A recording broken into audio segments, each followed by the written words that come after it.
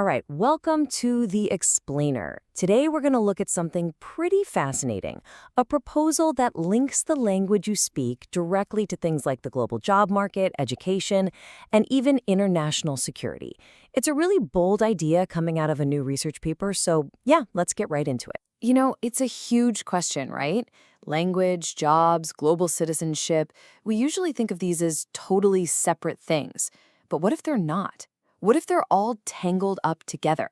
And get this, what if the key to unlocking opportunities for millions, maybe billions of people has been right under our noses the whole time, inside something as simple as a language test? Okay, so let's dive in.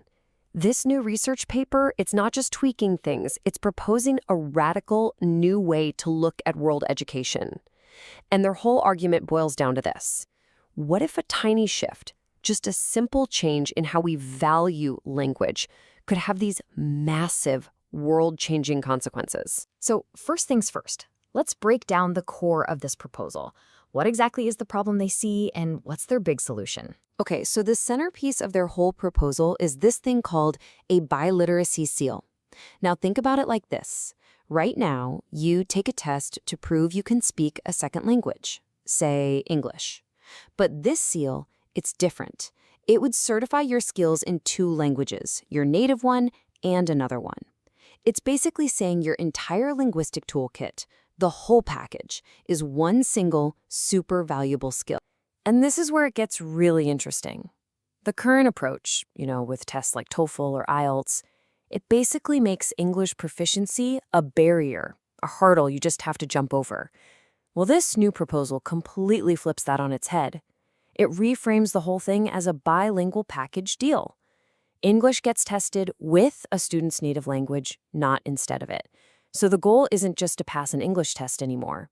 It's to get recognized for being fully biliterate. Now, you might be thinking, okay, that's a huge idea. Where does it even come from? Well, an idea this big needs a solid foundation, right? And the authors don't just pull this out of nowhere. They're actually building on the work of a legend in linguistics. They kick things off with Noam Chomsky's famous theory of universal grammar. That's the idea that deep down, all human languages have a shared, fundamental structure. So what these authors want to do is adapt that into something they call a bilingual-bilinguistic universal grammar. I know it's a bit of a mouthful, but the goal is actually pretty straightforward. Create one single grammatical framework that can work with literally every language in the world. And they've got a pretty clear roadmap for how to do it, laid out in 4 steps. Step 1, start with Chomsky's existing theory. Step 2, tweak it, adapt it specifically for people who speak 2 languages. Step 3, use that new bilingual model to build a system that's compatible with all world languages. And then, step 4, that system becomes the brand new foundation for education all over the world. It's a huge plan, a total overhaul, but they've got it mapped out. And this isn't all just theory either. They get really specific.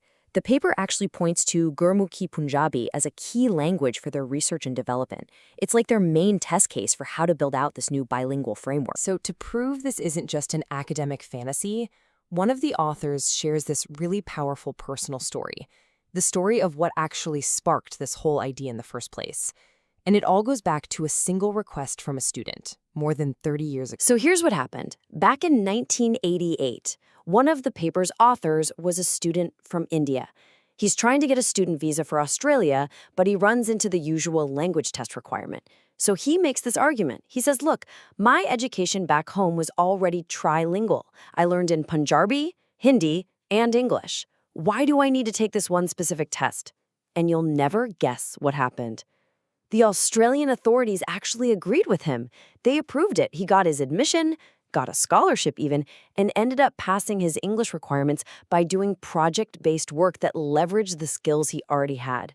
It's a pretty amazing story. And that whole experience led him to this big realization. He says, and I'm quoting here, that the greater good isn't just about teaching English as a second language. No. The real good comes from giving a full bilingual and biliteracy education to all international students. Recognizing the value they're already bringing to the table. Okay, so you take that one powerful personal story, and how do you blow that up into a global vision? Well, that's exactly what the authors do. They see this biliteracy model as way more than just fixing education.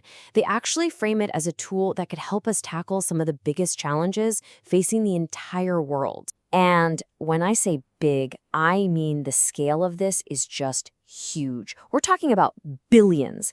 They believe this system could support billions of people all over the globe, especially in developing countries where right now your shot at global opportunities can be completely blocked by one of these standardized language tests. And this is where things get really, really ambitious. The paper claims that this simple educational shift could help us deal with a whole list of massive global crises.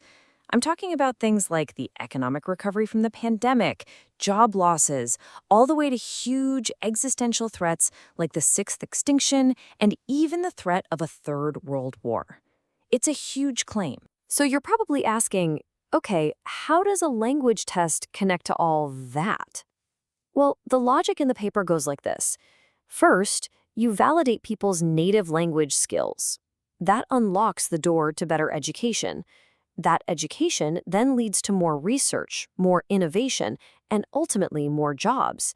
And the final destination on this road, according to the authors, it's a new kind of global citizenship, one that's built on a foundation of respecting every single language. Look, a vision this big is one thing, but how do you actually make it happen? That's the key, right? And the paper doesn't just leave it at ideas. It ends with a really concrete call to action, a plan to start building this future now. Their big proposal for the next step? To create a brand new, dedicated institution. They call it the E.K. Gurmukhi World R&D University. And its whole purpose would be to do the hard work, to develop the bilingual grammar model, create the courses for the biliteracy seal, and build out the entire educational system they've been talking about. So when you boil it all down, what we're left with is this incredibly ambitious idea. It's a proposal that sees linguistics not just as some dry academic topic, but as a powerful tool for real global change. And it really leaves us with a huge question to think about. What are the real foundations of a connected world? Is it getting everyone to speak one common language?